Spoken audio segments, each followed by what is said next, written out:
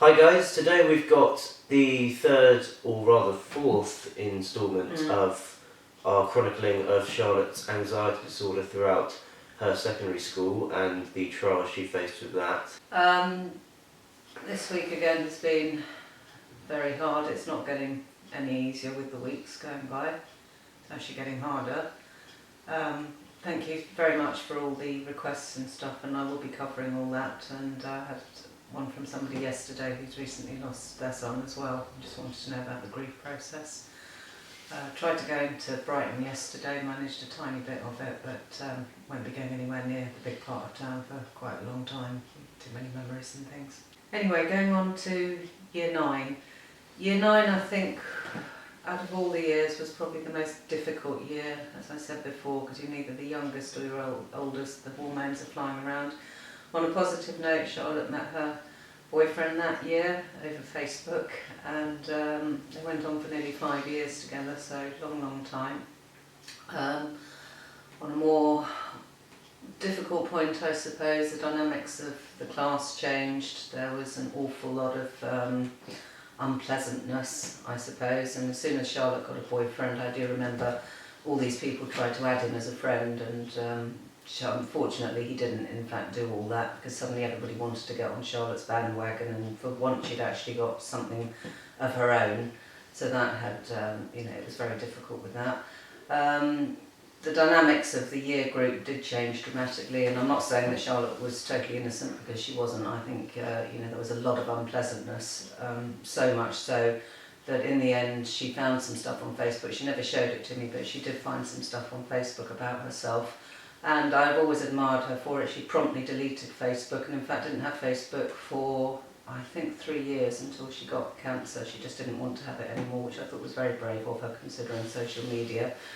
By the end of Year 9, things had got so bad for her that she was actually on a reduced timetable. She spent a lot of time in learning support. She just couldn't cope with anything. It was all too difficult for her. And in fact, then at the end of Year 9, she requested that she would actually change forms. And in Year 10, at the beginning of Year 10, she had changed forms, and then there were options that she needed to take, and that in itself, that threw up a lot of problems, but that's something to talk about for Year 10. Would you not agree with Year 9 being an awkward year? I think it's awkward because there's some, you stabilise in terms of your arrangements and your social dynamics during Year 8, because you're not, as you said, you're not the youngest, and you form friendships by then, and everyone says generally that Year 8 is usually the easiest year because you're not too rigorously assessed, because you've already been setted and put into your classes depending on your ability. And Year 9 throws up all kinds of challenges in terms of actual academic assessment, so that you're setted when you do your GCSEs. So yeah, I think it is difficult because it kind of destroys the balance that you acquire during Year 8, or at least puts a lot of strain on you to actually start working properly, dedicating more time to studies, and in Charlotte's case, leaving social media. Yeah, I think, as we said last week, social media is that it's a ground for everything. There's so much stuff going on with it now. Obviously, there's a lot in the press. I think the other problem surrounding Charlotte's difficulties during Year 9 is that that's the kind of year you would expect most people to actually access social media, because I think you can't join Facebook. You shouldn't join it before you're 13. I think they do ask for your name and age. Which everybody lies about. Yeah, so evidently, if you actually obey those rules, you're suddenly thrown into a world where you don't understand the etiquette, you don't understand actually the laws about putting stuff online, and I believe cyberbullying is a prosecutable crime, I believe. I'm sure it is, because first and foremost it's slander, which is certainly prosecutable, and that's just a real difficulty. So people go on there and I think they're being funny or clever by putting stuff on there about people, but actually having that in such a public domain is just soul destroying for the people it affects, because you can't get rid of it because it's someone else's responsibility to administrate it, and that's really tough. Especially the sort of so-called funny photos, which actually they're not very funny. Some of them are very hurtful to people. Yeah. And as we said before, whatever you do post on Facebook or Twitter or Instagram or whatever, once it's there, it's there. Yeah. and you could be doing a lot more damage to Than you people realise. than you actually realise. So I think that's one message we're trying to get across here, that social media, do always watch what you're putting on. It can often catch up with you much later on as well, when you're trying to find a job or whatever, and employers go and Google Facebook or whatever, and if they find stuff out, it could be even stuff that's gone on many years ago. It doesn't look very good for you, basically, so do think before you No, post. and as a rule of thumb, I'd say think, but if it's something you wouldn't say in front of your parents, then don't put it on there. Yeah, I think. absolutely.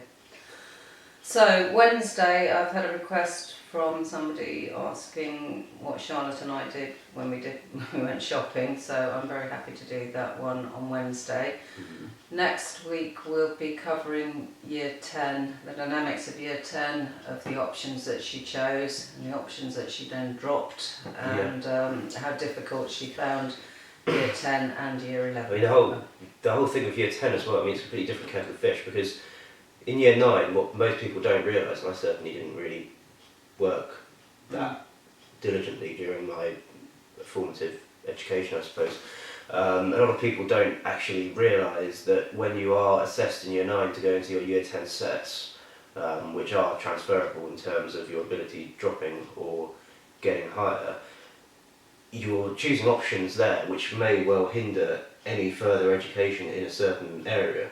That's why maths, science and English are compulsory. So if I wanted to do an art degree, I'd have to then go do an art foundation degree first, because I didn't have no history doing it, because I didn't choose it at GCSE, and therefore I couldn't do it at A level. So yeah, I mean, Year 9 puts all kinds of pressures on you, especially when you move into that GCSE assessment period when you're 15, 16 years old. So we will cover that next week.